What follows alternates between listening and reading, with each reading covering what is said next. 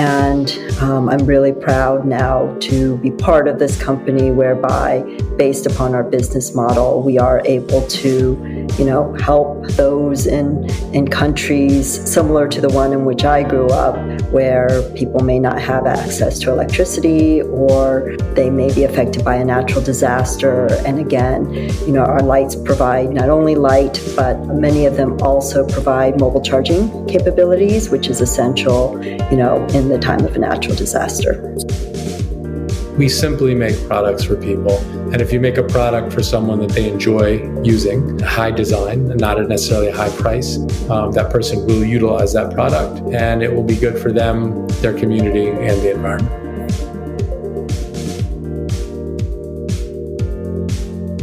Welcome to Mindful Businesses, presented by Sarani, and I'm your host, Vidya Iyer. In our podcast, we bring to you brands which are mindful in their practices and processes.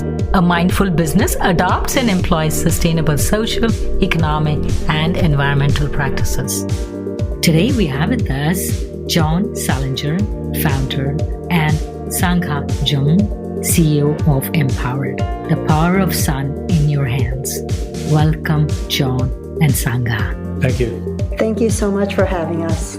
Since record keeping of temperatures, climates began in 1895, our temperatures in the US have risen about 1.5 to 1.9 degrees. That doesn't seem such a big of a jump, say over 125 years. So why is it a big deal? So happy to speak to that. Obviously, just small incremental change in temperature creates massive ocean rising. And I think some of the data suggests a couple of degrees and we're all underwater. So that is not insignificant at all. That would be the new math. And what has impacted this change in general? What happened over the last so many years to bring about these increases in temperature? You can go on ExxonMobil's website and they'll tell you that it's obviously known by the scientific community that humans are impacting this change, emissions, in particular CO2. What about people say you must recycle, you do all these on your individual levels, but what I have read is there are 5 or 6 companies worldwide which contribute to the majority of the greenhouse gases that we have in our environment today. I would say that it's several countries that are the major contributors based upon their insatiable demand for resources and for products and services that require resources in order to, create them. The globe is such that there is inequity in resource distribution. The output of some countries directly impacts, how we're all able to live. So, John, you started MPOWERD, right? What did you do before? This is going to be a long podcast. I did a lot. I worked at a tech company. I worked at a finance company. I worked in fashion photography. I ran event spaces and nightclubs in New York City and Times Square. I've done a slew of different things. I worked for Associated Press and ABC News. So I've sort of seen marketing, sales, operations, finance, and that sort of enabled me to do something that was much more purposeful for me, something that was much more meaningful for me. So I took the skill sets that I learned along the way and then decided to found a B Corp and benefit corporation, utilize those skill sets to do good, but also to bring some meaning to my life and my existence. A short existence on this planet. So were you always an innovator growing up, trying to tinker with things and do stuff? Yeah, I'd love to tell you that I created the newest form of lemonade when I was a 3-year-old, but I didn't. For me, it was more a progressive upbringing by my parents. I do owe a ton to them on People and Planet, and I speak on that any chance I get. How was it different? I was brought up in such a way, I was a different generation where you sort of fend for yourself as a kid. I was a 4th child, so, maybe I was there, maybe I wasn't, didn't matter. They were professionals at that point and realized the less attention, the better. And both were psychologists, actually. But in terms of, how my upbringing was either different or not, my parents grew up in a time and marched in the 60s, et cetera, and felt that you're not here alone and you have to take care of your home, and your home being your planet. And they instilled that. at that time how different that was in terms of parenting. I think it was probably generally known in popular parenting. Mm-hmm. I think maybe that might be coming back now, hopefully. But I do think it resonated with me. My mother, worked on grants for abused public school kids, as an example, and got millions of dollars. My father was the head of science for the American Psychological Association. So they did sort of these macro, progressive, social, impactful programming for their entire careers. I don't know if they ever sat me down and said, people and planet, but they definitely led by example, and it resonated. And when I founded MPOWERD, I felt meaning, and I'm sure that is why that was ingrained at a young age. As a parent, I was wondering, because, we all know the millennial Gen Zs are so conscious about the environment, about social, environmental, economic impacts they have. So I was wondering, did we do something right? Did we do something wrong as a parent? What created that? And I wanted to see you're from a different generation, but have pretty strong values along the same lines. And so when did you start MPOWERD? That was July in 2012. Tell me a little bit about the impetus. Did you innovate? Did you create the products? How did it start? 40 iterations of the first product that I worked with a co-founder on. And it was challenging at first because I hadn't been in product specifically before. But I had gone to Haiti and saw challenges that people that aren't as lucky or fortunate as I was. I grew up on the Upper West Side of Manhattan, and although it was a little shakier of a neighborhood than it is now, and we are all fine sort of in the West in general, not all of us, but most of us. Mm-hmm. And I just feel like, at the time, seeing in our hemisphere, seeing the state of life, actually, in Haiti was very difficult for me. And so actually being there right after the earthquake, seeing the sort of global neglect that the country has and still faces to this day, which has caused inner turmoil, etc., plus a natural disaster, it was devastating. I've said it many times, but you don't need a focus group. You just need a heart and a soul, and you need some morality, and you need to understand that, there's a few areas that we take for granted. So whether it's, technology or transportation or food or health or water or light or energy in our case, any of those areas that we take for granted, and what we're doing here today requires almost all of those. And we're in good health because of all of those. And so when you go to a place like Haiti, which is so close to us on the island of Hispaniola, and you see the impact on human beings that aren't as lucky in terms of where they were born, you almost have to do something, or you absolutely get affected. Mm-hmm. What you do with that, is your own choice. But for me, I had to do something. And light was and energy was an opportunity that I thought we could subsidize through sales in a developed market into emerging markets such as Haiti, Sub-Saharan Africa, Southeast Asia, Central and South America. So what was this first product? The first product was Lucy Original, right? And it was our first product. And it was a simple solar light, but there were a couple of dynamic changes to it. There are tons of lanterns in the market. Coleman is an example. They're a massive global company. However, most lanterns you have to hold upright because the kerosene, et cetera, or they have issues with moving parts and components, or they're not IP67, waterproof. Mm-hmm. They're not compactable. They're heavy.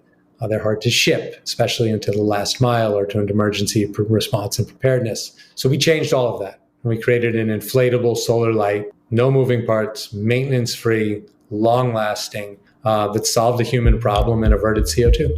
So when you say inflated, like I blow on it like I would blow on a inflatable tube?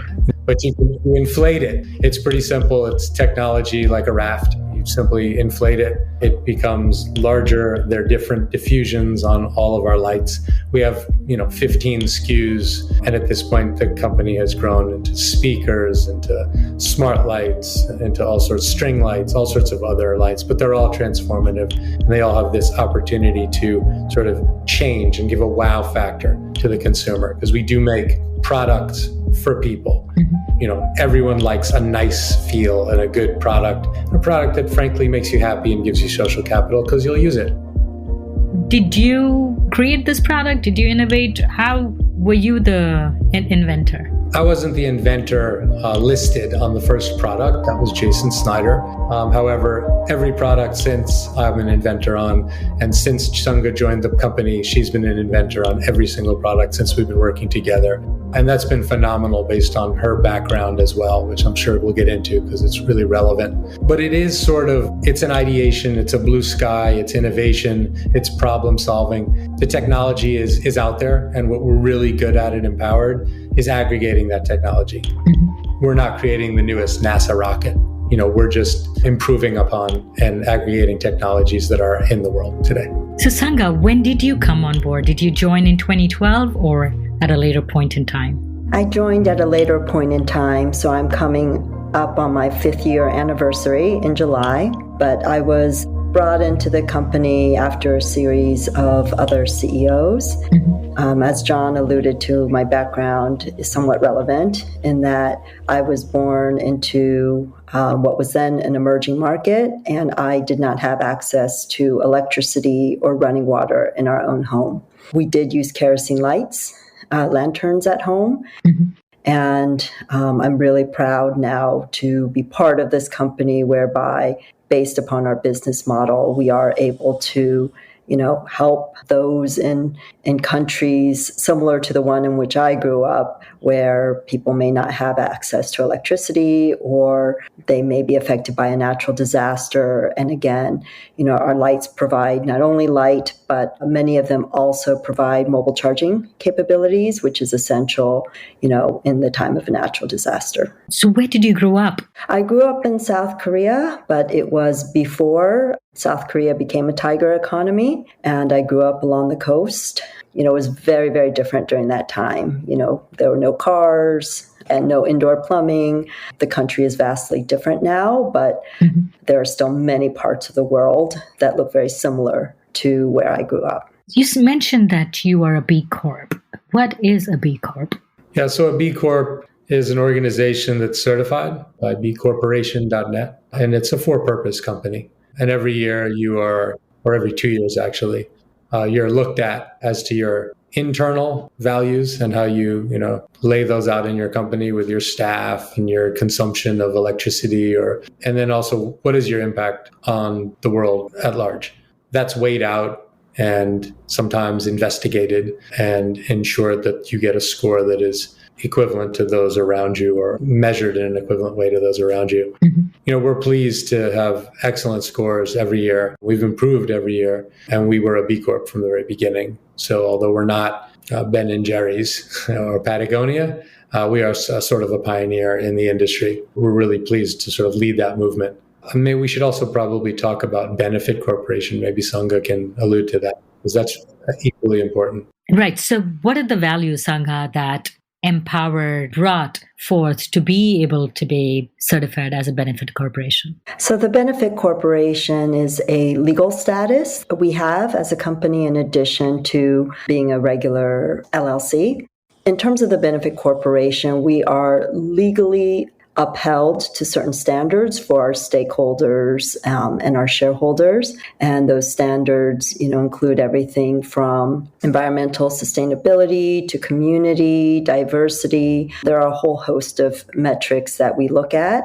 And again, being a benefit corporation undergirds these values by saying that, in addition to traditional profit, we as a company are upholding these values to be as important as, what we generate in terms of profitability.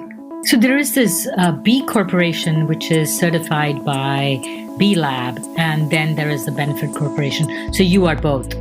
Was it a lot of paperwork? Was it cumbersome to do it? Because often we have other listeners or entrepreneurs who want to become a benefit corporation. It sort of gives you a pathway to thinking about sustainability and different issues. So did it require a lot of paperwork? We did both of these from the beginning. You still have to register with the state as something.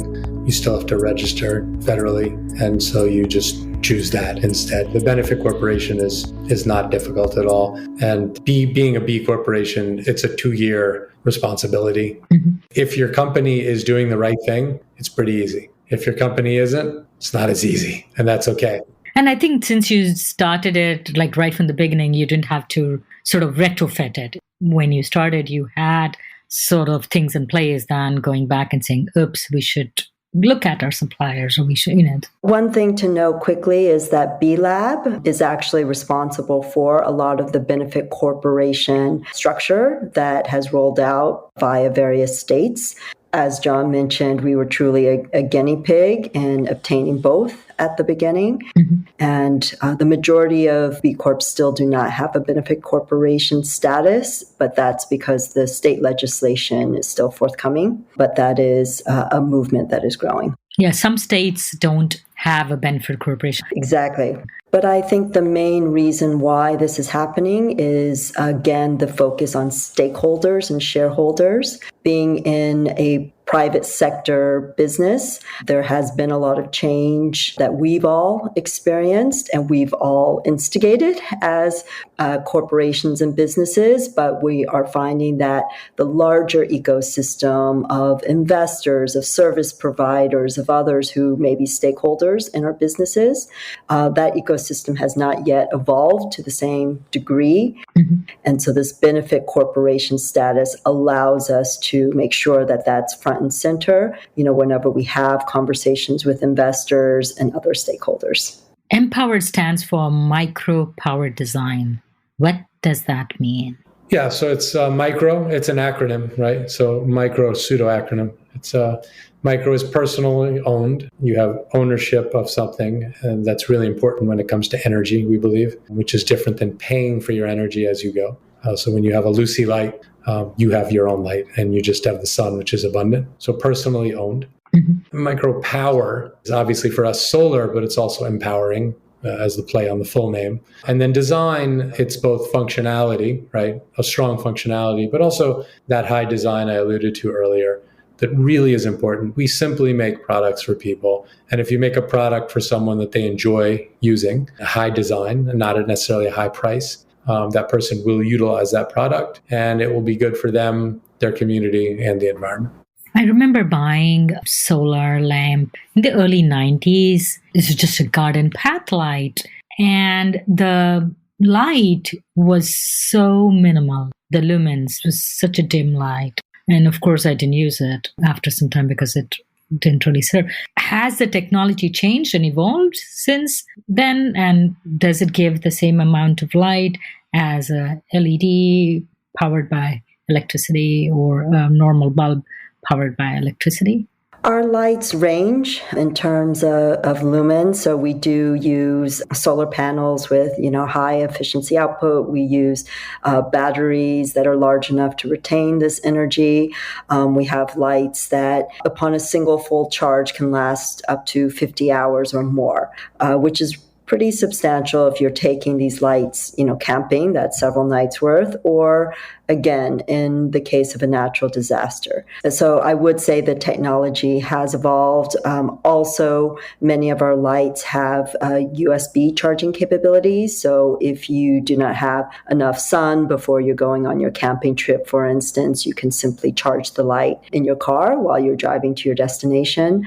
So we've innovated quite a bit around technology because we do understand that our lights are being used in some pretty adventurous and rugged set of circumstances. So design and functionality are very important, and we continue to kind of push that envelope when it comes to technology. Mm-hmm. Just one last thing to note in terms of the breadth of our product innovation.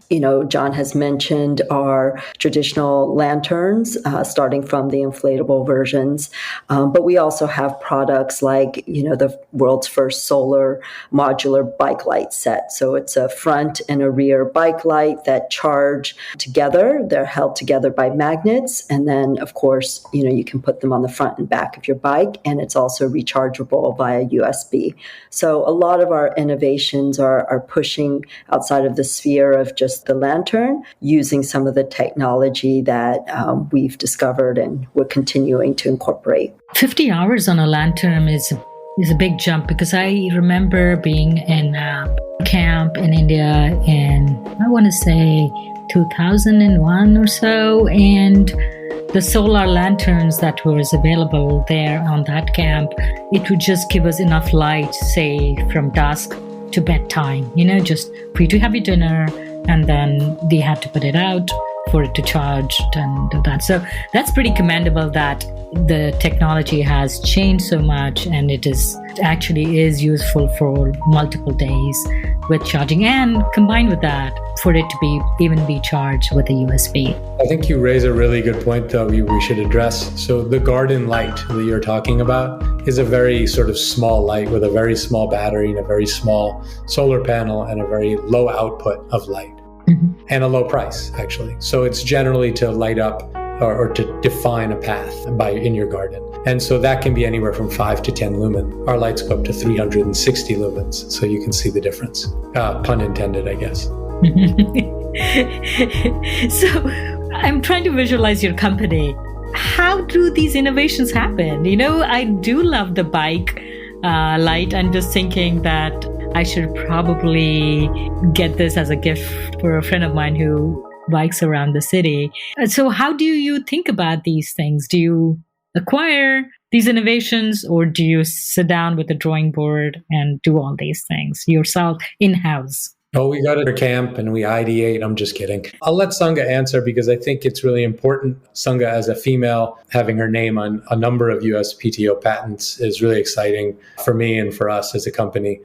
And it's just fantastic to work with her, as it was with, the original inventor as well. It's a shared experience. It's we versus me, and inventions come out of, critical conversations and thought, and, is something commercializable, etc. But I think Sangha should speak to that, what our process is. So our process is internal, and it's a lot of dialogue, as John mentioned. A lot of the ideas originate from one of the two of us, through conversations, through some of our travels, actually, meeting our consumers, whether, again, on the emerging market side or, through visits with key retailers and sales staff members, etc. What John alluded to as well, though, is that less than 5% of U.S. patent holders are women. So there's a huge disadvantage that seems to be systematic when it comes to new inventions. And there was actually, I believe it was either a Yale or a Brown University study that tracked this. So within our company, we try to be as inclusive as possible. So in addition to John and myself, we have had other team members join in the ideation process and also contribute key form factor elements, etc., to our products. And so we do have some co-inventors also named on some of our patents. But to us, it all starts internally. And what's really critical is to understand the needs of our consumers, understand, the keys to all the technology that we have internally, and then to work very closely with all of our various stakeholders to really come up with product that is inspirational, that, has all the functionality that we're looking for, again, for our consumers all around the world. How large is your team? Right now, we're about 16 people. We work fully remotely since the pandemic. We've decided that actually suits our needs more efficiently. So it is a very small team, but we've had tremendous impact globally. We've impacted over 4 million lives to date. So we're really proud of our work and proud of our team that has helped us. Where are your products made? They're made overseas. All the design and industrial detailing is done here in the US, and then we manufacture overseas. No reason to be apologetic, because we all are trying to run a business to make it accessible. I will also say domestically in the Western Hemisphere, there hasn't been a great deal of support for solar technology. We have tried very hard, actually, to locate sources that could manufacture our product. To date, there are so few manufacturing facilities with this capability, and many of them are not able to manufacture a full turnkey product. So I do think that it's an area where, in general, we haven't set up the infrastructure here in the western half of the globe. So it's not even just a cost issue. It is the fact that you don't have a factory which was able to make the product from start to finish. The cost, as you mentioned, is really key. And this is a great teaching moment. So for millennials, et cetera, if you're demanding very low prices, you're looking for very high wages in your country. That is a recipe for offshore production because who's going to make the products that you're willing to pay for? So there is an important shared responsibility that we all have in looking at ourselves, at our own buying patterns, at what we're looking for in our lives and what we're willing to sacrifice and or pay for a product. Governments also play a role in this and what they subsidize and what markets they subsidize. And unfortunately, in the US, solar has not been subsidized in the same way fossil fuels have. And in other countries, it has. I would even go so far as to say in a prior administration, solar was actually the subject of multiple tariffs. So again, it's a larger discussion, but from everything from manufacturing to importation barriers, there has not been the support that we would like to see around, solar sustainable products. So do you anticipate any changes? And you're part of the American Sustainable Business Council, which also does and works on policy change and bringing about those to the attention of legislatures and our government. Do you hope that these changes will come about?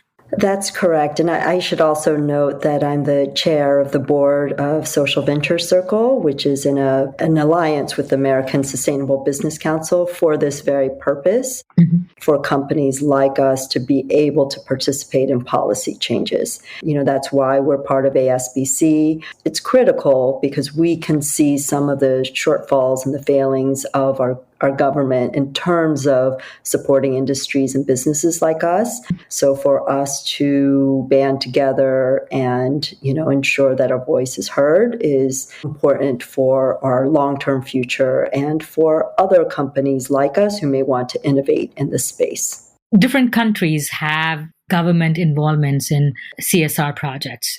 The governments have rules in which they say if you have revenues over X amount, you have to set aside 2% of your revenues, not profit, for CSR projects. Would such things work in America? We are such an individualistic society. I'd go further than that. It's not just the individualism.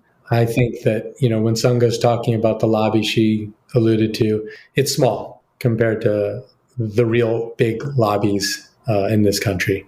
And it's an uphill battle. And frankly, although we are a democracy and we're not listed as number one anymore, hopefully we'll get back there. But once people are elected, much of the policy is driven by lobbyists and not those who elected the public servants. And so you're alluding to is relying on the private sector to do what the government should be doing if we are paying taxes. I actually absolutely think the private sector can and should do that. However, I don't think the final responsibility falls upon that when all governments in the world should be looking at climate in the way they do, and they should be aligning their objectives with the survival of the human race. I don't think it's a lot to ask. As I always say, the world will be fine no matter what, but humans might not be. And so if you don't take care of your home, you're not going to have one. Part of your mission is to have impact. How do you have an impact? Start with one thing. I know you do have multiple. So I'll give you one example. Our most recent impact endeavor or program is with the Norwegian Refugee Council. We're proud and honored to work with them. And that's in Honduras. And that's with farmers. And it's also around not just the sustainability of the farmers that need light and communication to the market, because our lights also charge mobile phones, but also in terms of migration and that crisis that's going on. So that's a wonderful example of somewhere that our lights are being used. And we're very proud of that. We generally look towards what is relevant and then are agnostic about the issue, the government, those sort of things. We are, again, creating products for people who are not victims. And we are trying to provide tools for them to have the same sort of luck that I was born into. We work with over 700 NGO partners, and these partners are the ones who deploy our lights. Some of these partners are small community-based organizations, and some of them are quite large, like the International Medical Corp, the Red Cross, Save the Children, etc.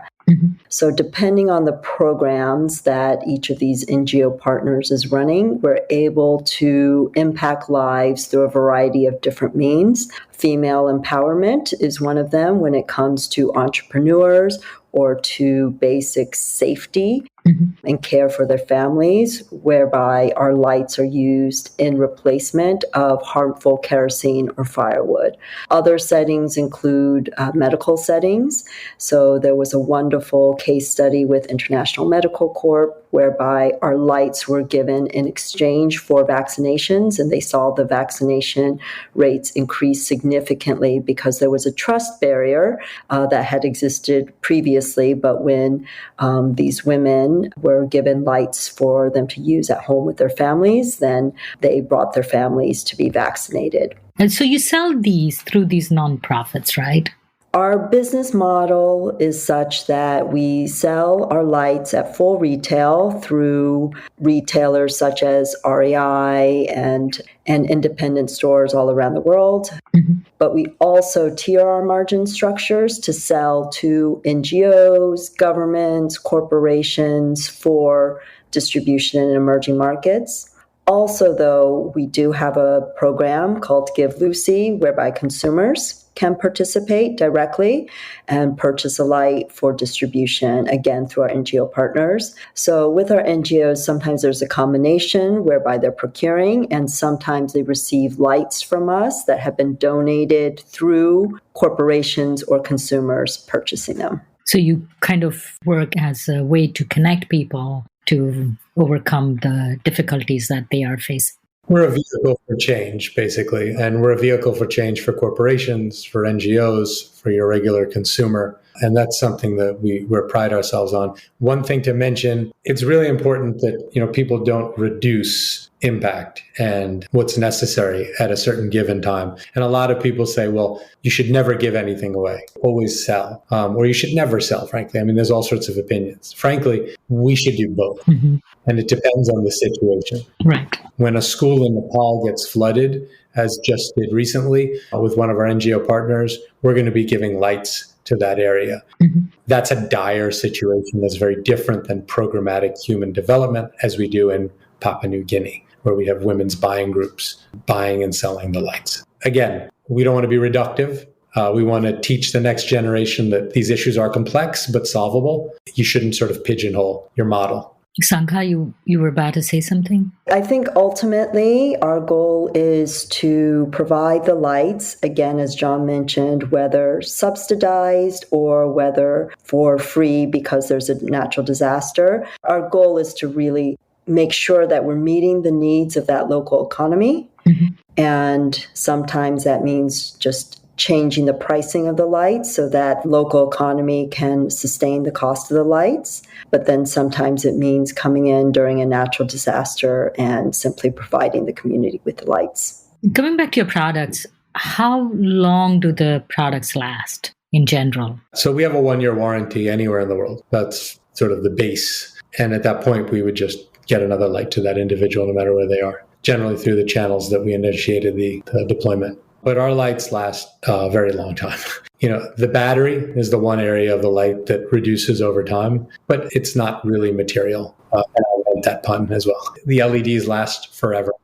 Generally, our lights last. So as an example that I like to give, Save the Children has had lights in preparedness in their warehouses for now 8 years. And they still turn on and they still work and they're still fine. This isn't a produce item. This isn't a one-time use item. And that's very important for sustainability. And can they be recycled at the end of it? In some ways come back to you, reused, some parts? Yes, we have a full recycling program.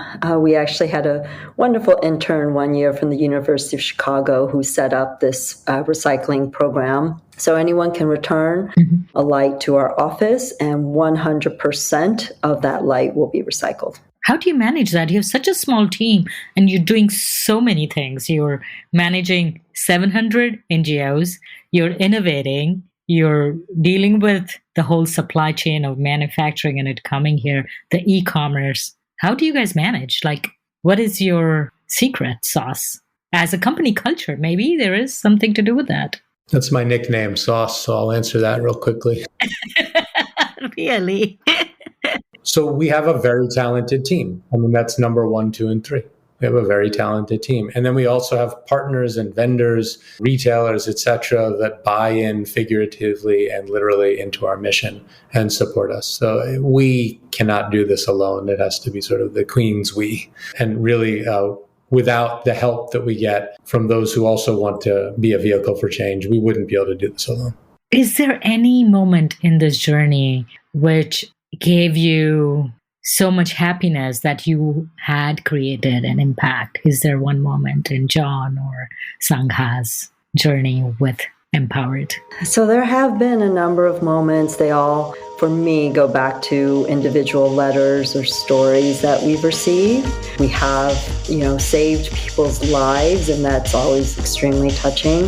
I think for me, based upon my personal background, I cannot share the name of the organization due to safety concerns, but there is an organization that has helped us distribute our Lucy lights to North Korea. I've been able to firsthand see some of the photos of our Lucy lights in action, and it is extremely moving, again, because I have had relatives, in North Korea, and just the lack of access to almost anything.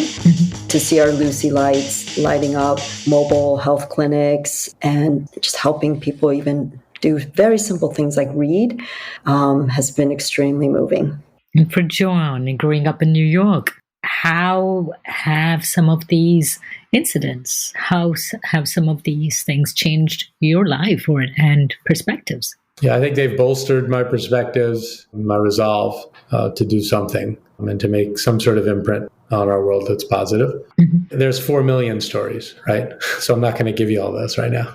But I will say that one that's very near and dear to me, because it's an urban story in the United States, is a partner, Jaquil Jackson, who has an incredible NGO. He started it when he was 12 or 13, Sangha, years old. Has very progressive parents as well. And it's called Project I Am. And he's from the south side of Chicago, and he noticed, saw, and didn't feel good about homelessness, talked to his parents about it, and started an organization where he gives out tens of thousands of these, what he calls blessing bags, which are, necessary items to those that are unfortunate enough to not have a home. We've donated lights to him several times. I've gone on stage and spoken with this eloquent young man. He then became a CNN Young Wonder. So that, for me, really resonates because it hits home. New York has a homeless issue. It's important to not just offshore all of your solutions, but to help domestically and locally as well. I would say that particular relationship we have is a really wonderful one. So if our listeners want to be part of your journey, is there a way they can come along? Homelessness everywhere has increased so much. Like, I have no words, post-pandemic, pre-pandemic, so is there a way that they can come along with you? Absolutely. So anyone can go to our website. That's MPOWERD.com, MPOWERD.com.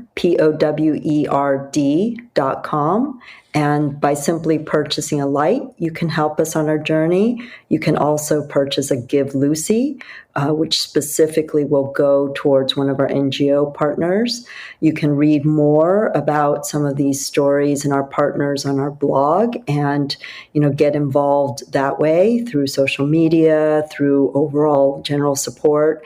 And then depending on who you are, if you're part of a corporation or an organization and you would like to see if there's a CSR opportunity to work with us, we are very creative, we're very inventive, and we do very good work.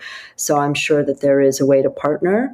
Lastly, too, our products, we co-brand. So whether you're having a wedding or you're a Peace Corps volunteer or, you work at a huge company and you're having a conference and you want to give a sustainable gift, these are all different ways that you can participate, and we'd be thrilled to have you, on this journey with us. And also we have the next generation. How do we educate them about these sort of technologies, clean technologies that are available to us? We do have a STEM kit, actually, which is in every Barnes & Nobles, as an example. And it is a deconstructible, hard-bodied Lucy light. that has a battery, a solar panel, and a board. And it can explain through its, we have two opportunities. One is through a booklet that comes with it, and one is a learning module or curriculum that educators can and have used. But, you can also buy that on our website. And especially now with some of the learning changes going digital and teaching your own child things, and a lot of that falling on the parents, it's a great tool. But it is necessary to start at a very young age and instill, appropriate values on people and planet. What's next for MPOWERD? That's a great question. So to date, our main focus has been on solar lighting products, all branded under the name Lucy. Starting next year, we will be branching into another realm of products. So next year, we'll be coming out with an entirely new product platform that will be marketed under the brand named Viri, and it will be in the realm of energy storage power devices. Thank you so much, Sangha and John, for coming on Mindful Businesses. It was a pleasure to talk to you, and I can feel and hear your passion in the subject of clean energy. We thank you so much. It was an honor. Thank you for letting us share our story. You're listening to Mindful Businesses with Vidya Iyer. For Mindful Brand or would like to recommend a mindful brand to be featured on our show, send an email to info@mindfulbusinessespodcast.com. Subscribe and listen to us on your favorite podcast listening app. Remember to rate and review us. To learn more about this and our other episodes, check out our website, mindfulbusinessespodcast.com. If you learned a thing or two on this episode, share it with one friend. This is Vidya Iyer with Mindful Businesses.